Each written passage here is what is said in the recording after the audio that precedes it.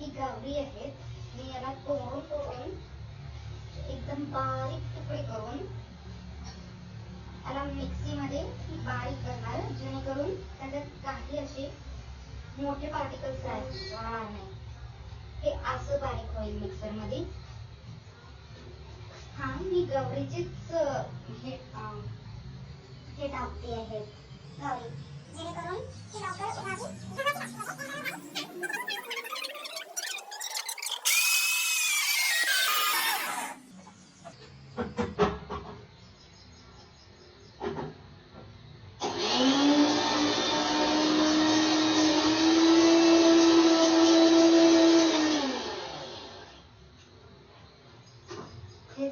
बारीक आता पूर्ण.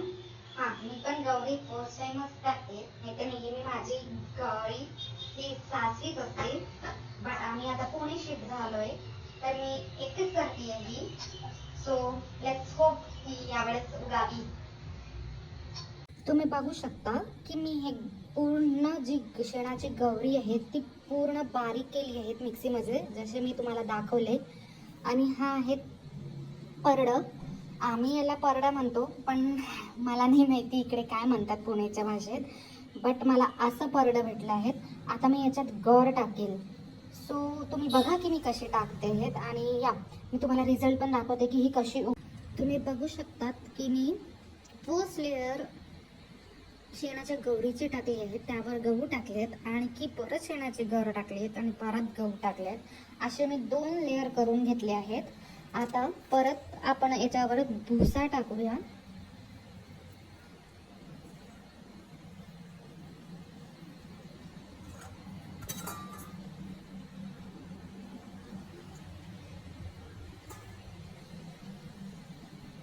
हे पूर्ण गहू आपण कव्हर करूया.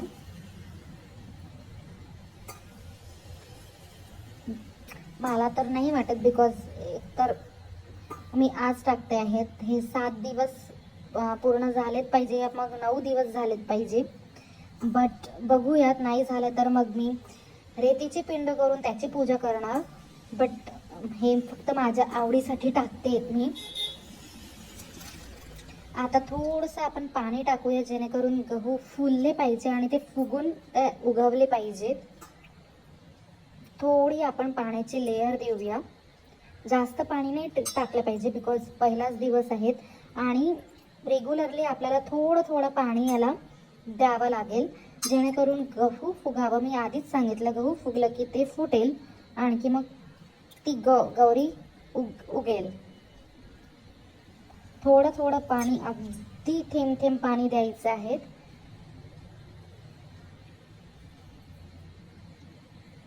तुम्हाला काय वाटतं, माझी गर उगेल की नाही उगेल? हे मी पाणी दिलं आहे. परत मी याला गव्हाची लेअर देईल, जाड एकदम.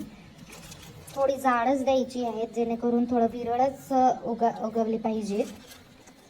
आणि गाईज प्लीज मला कमेंट्स नका करूया. It's my first long vlog. मी आधी शॉर्ट्सच करायचे, पण आता मी विचार केला की नवीन ब्लॉग्स, न्यू ब्लॉग्स आणि लॉंग ब्लॉग्स पण करू, व्हिडिओ टाकू माझ्या याला. So support me, subscribe me and share.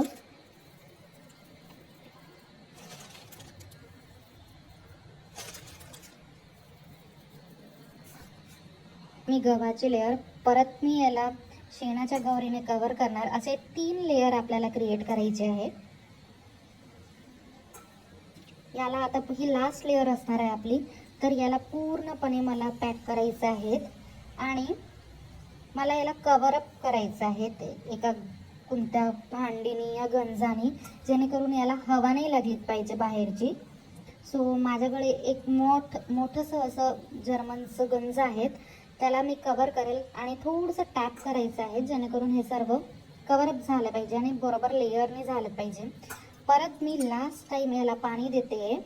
आता मी डिरेक्टली याला उद्या सायंकाळी या मग रात्री पाणी देईल, बिकॉज आज मी जास्त पाणी दिले आहेत, because it's first time. So मी आता पाणी देते, भरपूरच देते आहेत, बिकॉज हे लास्टचं लेअर आहे.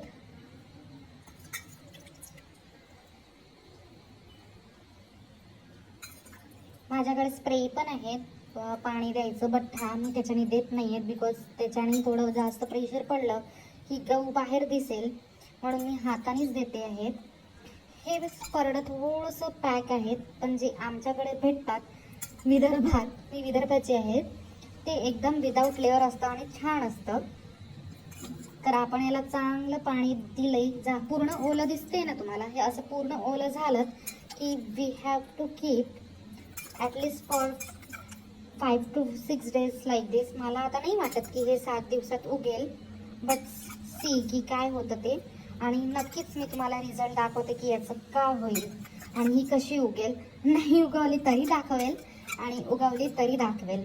सो बघूया नेक्स्ट ब्लॉगमध्ये की ही गौरी उगवेल की नाही उगवेल. मी याला असं एक कॉर्नरमध्ये ठेवते जेणेकरून कोणाचा धक्का नाही लागलात पाहिजे आणि की सरकली नाही पाहिजे. आणि आता मी याला कव्हर अप करणार आणि मी डिरेक्टली आता हे उद्याच ओपन करणार. असं कव्हर अप केल्यात आणि मी उद्याच याला ओपन करणार आणि पाणी देईल फक्त, आणि की ते पण थोडंसंच पाणी देईल. सो भेटूया नेक्स्ट ब्लॉग मध्ये की ही शेणाची गर उगवेल की नाही उगवेल. Bye bye for then.